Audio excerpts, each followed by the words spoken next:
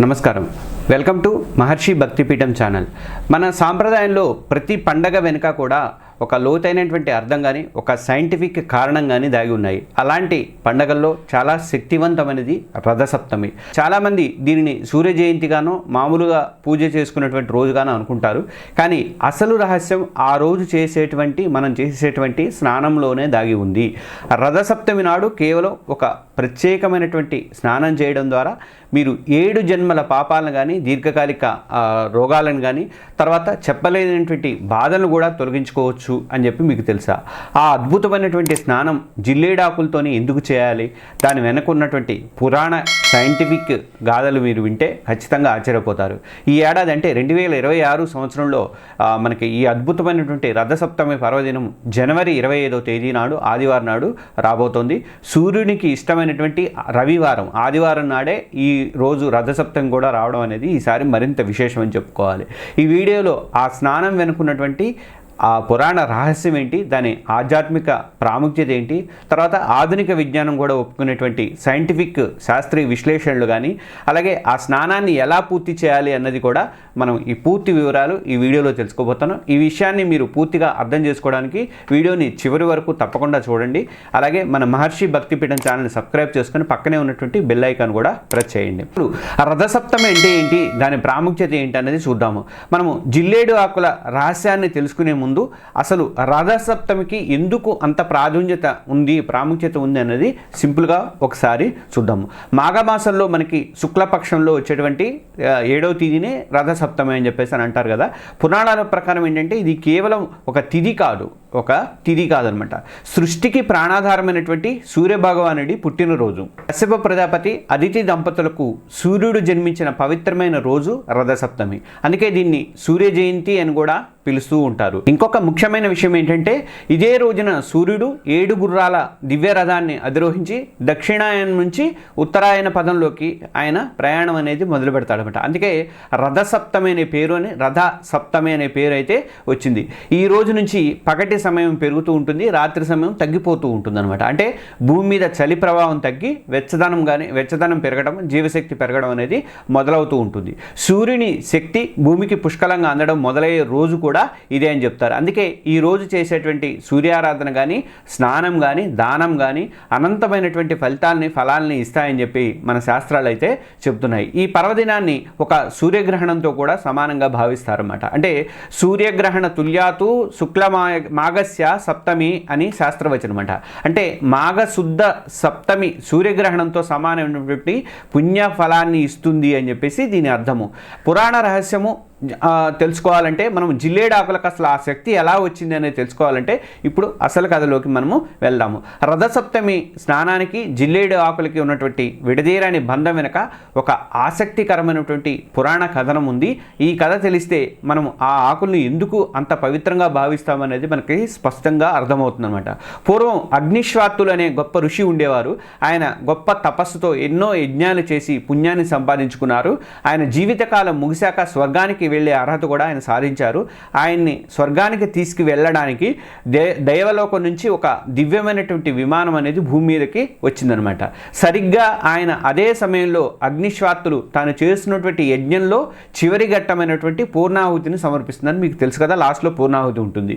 దేవ విమానాన్ని చూసినటువంటి ఆతృతలో ఆయన కాస్త కంగారు పడ్డారు. ఆవు నేతితో నిండినటువంటి హోమ ద్రవ్యాన్ని అగ్నిలో వేసే క్రమంలో చేతిలోంచి కొంత నెయ్యి పక్కకు చిమ్మి పక్కకు పడిపోయిందనమాట. దురదృష్టవశాత్తు ఆ సమయంలోనే అక్కడికి వచ్చినటువంటి ఒక మేకపిల్ల మీద ఆ వేడి నెయ్యి అనేది పడింది. దాని తీవ్రతకి ఏమైందంటే ఆ మేకపిల్ల యొక్క చర్మం మొత్తం కూడా ఊడిపోయేది ప్రాణాలు విడిచింది. దాని చర్మం గాలికి ఎగిరి పక్కనే ఉన్నటువంటి ఒక జిల్లేడు చెట్టు మీద పడింది. విచిత్రంగా ఆ జిల్లేడు ఆకులు కూడా ఆ మేక చర్మం లాగా మారిపోయాయి అనమాట. అంటే పూర్ణాహుతి పూర్తి చేసి అగ్నిశ్వాత్తులు విమానం ఎక్కబోతుండగా ఒక అశరీర వాణి వినిపించింది ఆయనకి. ఓ మహర్షి, నీ యజ్ఞఫలం మొత్తం కూడా నీ కంగారు వల్ల ప్రాణం పీల్చినటువంటి ఆ మేకపిల్లకి దాని చర్మం పడినటువంటి ఆ జిల్లేడు చెట్టుకే దక్కింది, నీకు దక్కలేదు అని చెప్పేసి ఆ శరీరవాణి చెప్పింది. ఆ మేకపిల్ల ఆత్మ ఇప్పటికీ ఈ విమానంలోనే ఉంది అని చెప్పి పలికింది. అయితే ఇది విన్నటువంటి అగ్నిశ్వార్తలు నిర్ఘాంతపోయారు. తన యజ్ఞఫలం దక్కలేదే అని చెప్పేసి ఆయన బాధపడ్డారు. ఆయన బాధను చూసినటువంటి దేవతలు కరుణించి, చింతించకు, ఏ మానవుడైతే ఈ రథసప్తమి నాడు నీ యజ్ఞఫలం దక్కినటువంటి ఈ జిల్లేడు ఆకులను శిరస్సుపై ఉంచుకొని స్నానం చేస్తాడో వాళ్ళకి నీ యజ్ఞఫలంతో పాటు 7 జన్మల పాపాలు కూడా తొలగిపోతాయి అని చెప్పేసి దేవతలు ఆయనకి వరమైతే ఇచ్చారన్నమాట. అప్పటి నుంచి రథసప్తమి నాడు మనకి జిల్లేడు ఆకులతో స్నానం చేసేటువంటి ఆచారం అనేది మొదలైంది. ఇది కేవలం కథ కాదు, యజ్ఞఫలాన్ని దైవానుగ్రహాన్ని పొందేటువంటి ఒక దివ్యమైనటువంటి మార్గంగా మన పెద్దలైతే భావించుతూ వచ్చారన్నమాట.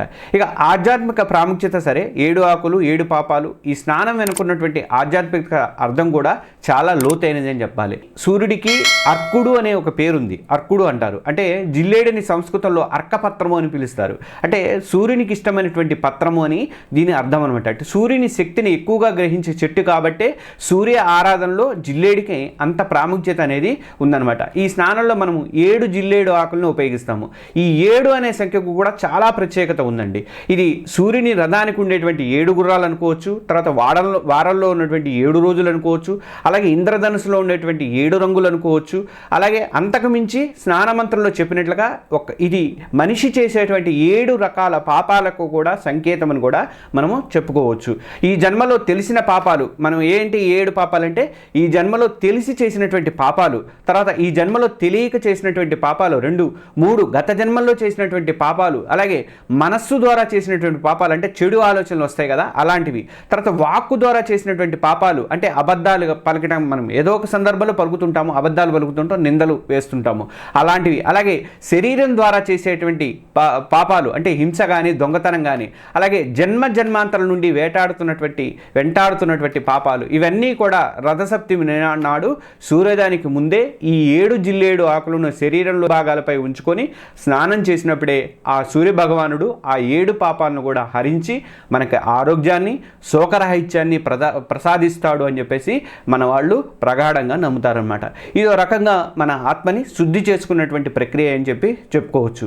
ఇక శాస్త్రీయ విశ్లేషణ కూడా చెప్తానండి. నేను ప్రతి వీడియోలో కూడా సైంటిఫిక్ విశ్లేషణ కూడా చెప్తాను. ఎందుకంటే ఈ కాలం వాళ్ళకి జడ్లు ఏవో అంటారు కదా, వాళ్ళకి ఏంటంటే శాస్త్రీయ విశ్లేషణ అనేది తెలియదు. చాలామందికి అది అంతేలే అని పెద్దవాళ్ళు చెప్తుంటారు. అలా కాకుండా దీనికి ఒక శాస్త్రీయ విశ్లేషణ కూడా వాళ్ళు చెప్తే ఖచ్చితంగా వాళ్ళు ఇప్పుడు కాదు ముందు తరాలు కూడా పాటిస్తారు. ఈ విషయం మీద మీరు ఏమంటారో ఒక చిన్న, నేను ప్రతి దాంట్లో ఇట్లా సైంటిఫిక్ విశ్లేషణ చెప్పడం అనేది మంచిదా కాదా అనేది ఒక చిన్న నాకు కామెంట్ కూడా తెలియజేయండి. సైంటిఫిక్ రీజన్స్ ఏంటనేది ఒకసారి చూద్దాం. ఇది నమ్మకం మాత్రమే కాదు, విజ్ఞానం కూడా. ఈ 7 ఆకులని ఇలా జిల్లేడు ఆకులను పెట్టుకొని స్నానం చేయడం అనేది మన పూర్వీకులు చెప్పిన ఏ ఆచారం వెనకైనా సరే ఒక సైంటిఫిక్ రీజన్ అనేది తప్పనిసరిగా దాగుంది. ఇదంతా మూఢనమ్మకం అని కొట్టి పారేసే ముందు దీని వెనక ఉన్నటువంటి సైంటిఫిక్ రీజన్ ఏంటి అనేది కంపల్సరీగా చూద్దాం. మనం ముందుగా జిల్లేడు ఆకులు ఔషధ గుణాలు. ఎందుకంటే ఆయుర్వేదంలో జిల్లేడు ఆకుకి ఒక అద్భుతమైనటువంటి ఔషధం మొక్కండి. దీని ఆకుల్లో ఉండేటువంటి యాంటీ ఇన్ఫ్లమేటరీ అంటే వాపును తగ్గించేవి, ఇంకా యాంటీ యాక్సిడెంట్లు కణాలను రక్షించేవి, ఇలాంటి గుణాలు ఉన్నాయని చెప్పేసి గట్టిగా నమ్ముతారన్నమాట. అంటే చర్మ ఆరోగ్యము, ఈ ఆకుల నుంచి వెలువడేటువంటి సూక్ష్మ రసాయనాలు చర్మం మీద హానికరమైనటువంటి క్రిములన్నింటినీ కూడా నాశనం చేయడంలో సహాయపడతారని చెప్పేసి ఆయుర్వేదం అయితే చెప్తుందండి. చర్మ వ్యాధులు కానీ, దురదలు కానీ, అలర్జీలు కానీ ఇవన్నీ నివారించడంలో తోడ్పడతాయని చెప్పేసి ఆయుర్వేదం చెప్తుంది. స్నానం చేసినప్పుడు మనకి ఏమవుతుందంటే ఆకులో ఉన్నటువంటి ఆ నెత్తిమే పెట్టుకొని స్నానం చేస్తాం కదా, ఆ ఆకులో ఉన్నటువంటి ఔషధ గుణాలన్నీ కూడా మనకి నీటి ద్వారా చర్మంలోకి ఇంకి శరీరాన్ని శుద్ధి చేస్తాయని చెప్పేసి సైంటిఫిక్ రీజన్గా మనం చెప్పుకోవచ్చు అనమాట. ఇంకా జిల్లేడు ఆకులు నొప్పుల నివారణ కూడా అద్భుతంగా పనిచేస్తాయి. కీళ్ళ నొప్పులు కానీ కండరాల నొప్పులతో బాధపడే వాళ్ళకి ఈ ఆకులతో కాపడం చేసి స్నానం చేస్తే చాలా ఉపశమనం ఉంటుందని చెప్పేసి ఆయుర్వేదంలో ఉంది. ఆకుల్లో ఉన్నటువంటి కొన్ని గుణాలు నొప్పిని వాపును తగ్గించడంలో కూడా సహాయపడతాయి అన్నమాట.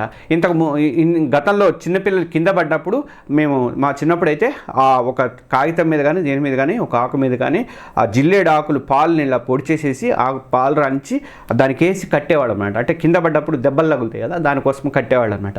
అది కూడా ఒక రోజు 2 రోజులు మానిపోయేది ముట్టికింద. అయితే రెండోది ఏంటంటే సూర్యరశ్మి అండ్ విటమిన్ డి, ఈ 2 కూడా వస్తాయి అన్నమాట. అంటే రథసప్తమి నాడు మనం చేసేటువంటి స్నానం అనేది సూర్యోదయ సమయంలో చేస్తాము. లేలేత సూర్యకిరణాలు మీద పడుతుండగా చేయాలని చెప్పేసి మన శాస్త్రం అయితే చెప్తుంది, స్నానం చేయాలని శాస్త్రం చెప్తుంది. ఇది చాలా చాలా ముఖ్యమైనటువంటి విషయం అండి. ఉదయం సూర్యకిరణాలలో విటమిన్ డి అనేది పుష్కలంగా ఉంటుంది, మీ అందరికీ తెలుసు. అది మన చర్మం మీద ఈ కిరణాలు పడినప్పుడు శరీరం విటమిన్ డిని సహజంగానే ఉత్పత్తి అయితే చేసుకుంటుంది.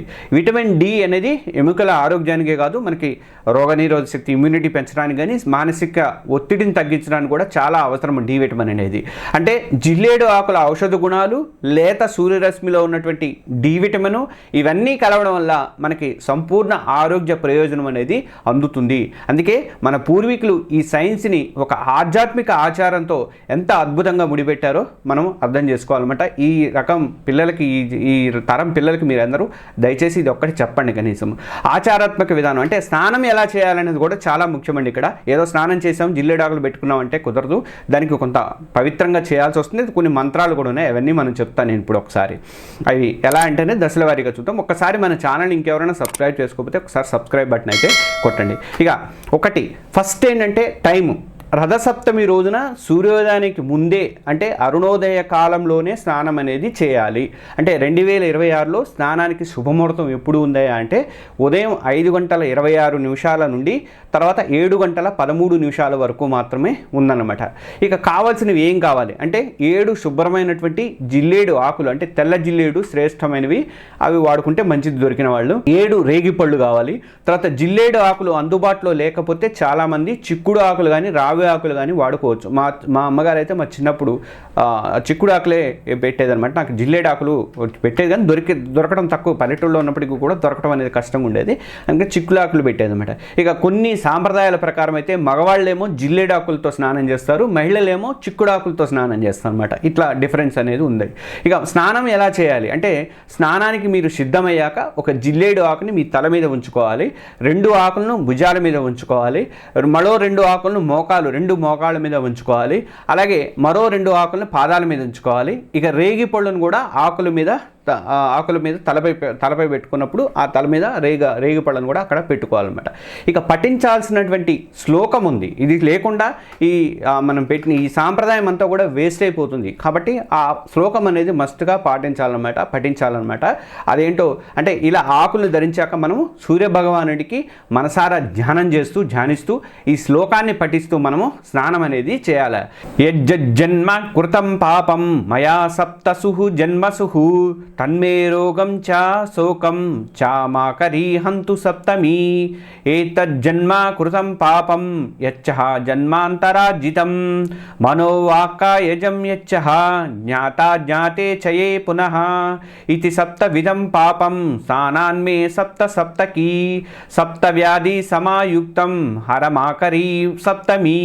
మనము ఈ శ్లోకానికి భావం ఏంటో కూడా తెలుసుకోవాలి. మనం ఏదో చదివాము కాకుండా శ్లోకానికి భావం తెలుసుకుంటేనే దాన్ని మనం ఇది చేసుకోవడానికి అవకాశం అయితే ఉంటుంది అనమాట. అంటే ఈ సప్తమి దేవత, నేను ఈ జన్మలో కానీ గత 7 జన్మల్లో కానీ తెలిసి కానీ తెలియక కానీ మనసుతో, వాక్కుతో, శరీరంతో చేసినటువంటి 7 రకాలైనటువంటి పాపాలను, వాటి వల్ల కలిగినటువంటి రోగాలను కానీ దుఃఖాన్ని ఈ మాఘ సప్తమి స్నానంతో తొలగించు తల్లి అని మనము ప్రార్థించటం అనమాట. ఇంకొకటి ఇక 5వది ఏంటంటే పూజా స్నానం అయిపోయిన తర్వాత శుభ్రమైనటువంటి బట్టలు కట్టుకొని సూర్య భగవానుడికి అర్ఘ్యం అంటే నీటిని సమర్పించి ఇవ్వాలి. తర్వాత చిక్కుడు ఆకులతో రథం చేసి రథంలో అందులో సూర్యుని ప్రతిమను ఉంచి తర్వాత ఎర్రని పువ్వులతో పూజించి ఆవు పాలతో చేసినటువంటి పరమాన్నాన్ని నైవేద్యంగా పెట్టడం అనేది ఇక్కడ సాంప్రదాయం అనమాట. ఆదిత్య హృదయము లేదంటే సూర్యాష్టకం పఠిస్తే విశేషమైనటువంటి ఫలితాలు అయితే కలుగుతాయన్నమాట. ఇక ఇంకొక చిన్న జాగ్రత్త చెప్పాలండి. దీంట్లో జిల్లేడు ఆకుల్ని మీరు తుంచినప్పుడు పాలు వస్తాయి. ఆ పాలు విషపూరితం అండి. అవి కళ్ళల్లో కానీ చర్మం మీద కానీ నేరుగా డైరెక్ట్గా పడకుండా జాగ్రత్త వహించండి.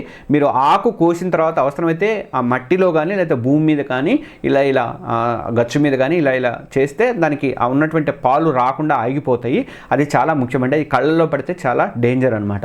ఇక చూశారు కదా, రథసప్తమి నాటి జిల్లేడు ఆకుల స్నానం కేవలం ఆచారం మాత్రమే కాదు, అది మన పాపాలని కడిగేసేటువంటి ఒక ఆధ్యాత్మిక ప్రక్రియ, మన ఆరోగ్యాన్ని కాపాడేటువంటి ఒక శాస్త్రీయ ప్రక్రియ, అంటే సైంటిఫిక్ రీజను.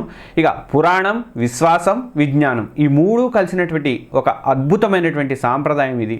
ఈ రాబోయే రథసప్తమి నాడు మీరు కూడా ఈ దివ్యమైనటువంటి స్నానాన్ని ఆచరించి సూర్యభగవానుడి సంపూర్ణ అనుగ్రహంతో పాటు శారీరక ఆరోగ్యాన్ని, మానసిక ప్రశాంతాన్ని పొందాలని చెప్పేసి నేను మనస్ఫూర్తిగా కోరుకుంటున్నాను. ఈ వీడియోలో మేము అందించినటువంటి సమాచారం కనుక మీకు ఉపయోగపడిందని చెప్పేసి ఆశిస్తున్నాను. ఈ జ్ఞానాన్ని మీ బంధుమిత్రులతో, మీ కుటుంబ సభ్యులతో కూడా పంచుకోండి దయచేసి. ఈ వీడియోని మీకు నచ్చితే ఒక లైక్ బటన్ ఇచ్చి మీ అభిప్రాయాలను కామెంట్స్లో పంచుకోండి. ఇలాంటి మరెన్నో ఆసక్తికరమైనటువంటి వీడియోల కోసం అనేది మన మహర్షి భక్తిపీఠం ఛానల్ని ఇప్పుడే సబ్స్క్రైబ్ చేసుకొని ఆ పక్కనే ఉన్నటువంటి బెల్ ఐకాన్ కూడా ప్రెస్ చేయండి. అందరికీ రథసప్తమి శుభాకాంక్షలు. ఓం సూర్యాయ నమః. ధన్యవాదాలు. సర్వే జన సుఖినో భవంతు.